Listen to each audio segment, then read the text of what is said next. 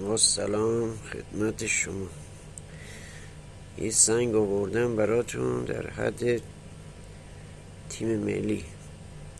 چه سنگ قشنگه، براقی هم هست، جذب بالا داره، سوختگیاش هم که ذوب شده خودش.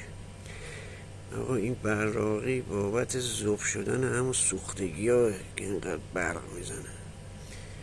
سنگی که وقتی سوختگیاش بسا ذوب میشه روش، حالت براقی عجیبی پیدا میکنه. دلیلش اینه و فکر نکنین سوختگی باید همیشه قلم به سلام باشه. وقتی هم صافه، همون به حساب آب شده، سوختگی آب شده داخل خودش، این جرمش که با حرارت آب شده، نکنید پشتش الان اونجوری داره پس و پیشه، ولی این بالاش به این خاطر که آب شده، نکنید یعنی قسمت، ببین یه قسمت قشنگ نگاه کنید ذوب شده به خود روی سنگ. دلیل براقی هاشون هم همینه. این سوختگی وقتی ذوب میشه روش، این حالتی براق میبینید. یعنی قسمت نکنید حالت برگشته به این ور به حساب ذوب که شده، سوختگی ذوب شده، حالت یه مثل چی بگم، مثل یه لعیم که حالت وقتی ذوبش میکنی سیم لعیم و به هر جای شکل میگیره، این هم همون حالتی. سوختگی رفته به یه سم،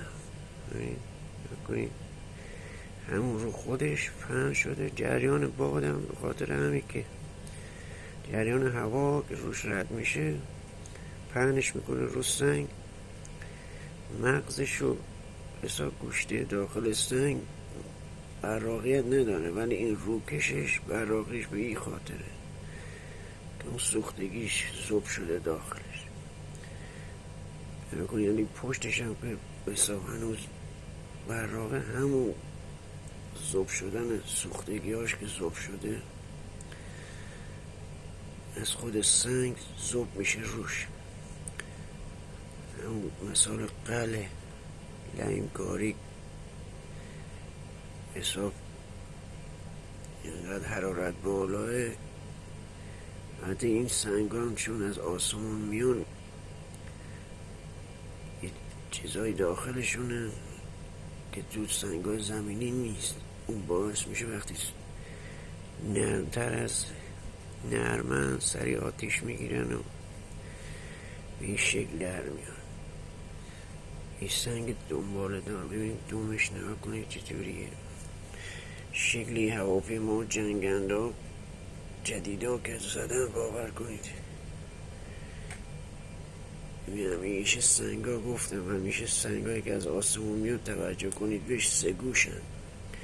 حالا چند کیلو باشه، 1 کیلو، 2 کیلو، 10 کیلو، هر چقدر، اکثرش حالت سه گوشی دارن به این خاطر چون فرود که میکنن به زمین، جریان هوا و گر روش رد میشه به این شکل در میاد که به حساب فرودشون راحت تر انجام میشه، خود به خود شکل میگیرن. این هم جذبش هم براتون بگیرم، چه جذب قشنگشه، مرتب.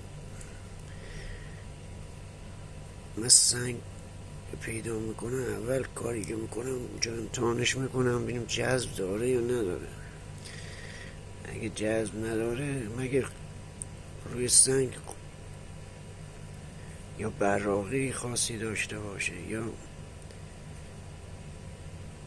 شکلش اینطوری باشه که یا تو کویر باشه، یه جایی باشه که سنگ نباشه، مشخص باشه این سنگ از یه جایی اومده، از آسمون اومده. اگه نه هر سنگی نه ور نمیداره آدم بیاره، باید این شکلهای اولیهش داشته باشه، جذب داشته باشه، سوختنی داشته باشه. اون حالت به قول معروف براقی که دارن وقتی تا هزاران سال رو زمین باشن این حالت دست نمیده سنگای آسمانی، چون انقدر این جرم اومده ذوب کرده روی این سنگو گرفته، مثل یه پوششی رو سنگه، هیچی از بین نمیبرش. نکنید الان این گوشش هم ببینید، قسمت هایی که مثلا داخل سنگه، اینا از اینجا مشخص مثلا داخل سنگ. این سنگ چند هزار ساله، چند سال رو زمینه خدا میدونه. ولی سنگای آسمانی نه نیازی به روغن دارن، نه نیازی چه میدونم به یه چیز براق کننده دارن که بعضی ها فکر کنن اینا رو واکس میزنن یا روغن میزنن. نه، هیچ خبر نیست. سنگ آسمانی خودش چون ذوب شده روش، از جنس خودش ذوب میشه روش، یه حالتی پیدا میشه، براق میشه. حالا چه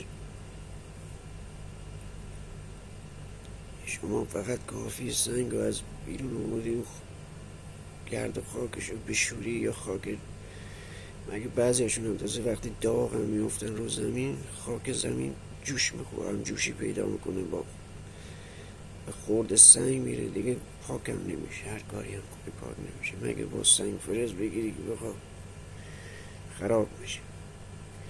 بعضیاشون نه، بعضیاشون همینجوری یه شکل میفتن یه جایی، یه سنگ بینی افتاده کنار یه درختی، یه جایی افتاده کسی هم توجه بهش نکرده، حالا چند سال کنار یه درخت افتاده شده که سنگ افتاده تو دل درخت فرو رفته، همینجور با درخت اومده پوشش روش گرفته. من یه سنگ اتفاقا اینجوری دیدم، حالا اون موقع نمیدونستم که این سنگ آسمانی هم. فکر میکردم این سنگ کسی انداخته روی درخت، همینجور روی درخت مونده، تنه نصفشو گرفته و رفته و داخل تنه چرخیده بود، دورش نصفشو گرفته بود. به هر حال این سنگای آسمانی زیبایی خودشونو دارن. علاقه‌مندان، کسایی که دنبال این کارن میفهمن منظورم چیه. اینم به ما، به کسایی که علاقه عشق شاف سنگ دارن، عشق سنگای آسمانی دارن، ماشین بازا که عشق ماشین دارن، اینم یه عشقی داره که اگه اون عشق وارد مغزت بشه دیگه مفتی نمیتونی ازش دست بکشی. تمام فضای مجازی اگه فیلم های دیگه هم باشه، تو دنبال اون فیلمی میگرد، جایی میگردی که سنگ، مثل صحبت همی سنگ های آسمانی، دلیلش همون عشقیه که به سنگ های آسمانی پیدا میکنی. عشق به شاف سنگ عشق عجیبیه.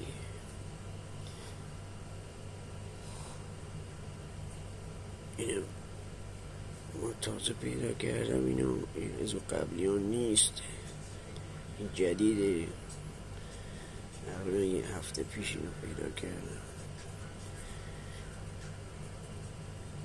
بیشتر موقع من بیرون شهر که میرم، اطراف رودخونه که فایده نداره، چون اینقدر سنگ زیاده، اینا رو پیدا نمی‌کنی. باید جایی بری که بوته و شنزار و این چیزا راحت تر پیداش میکنی.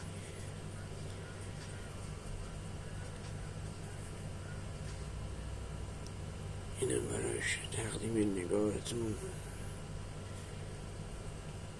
طرف معمار نقدی از بندر عباس.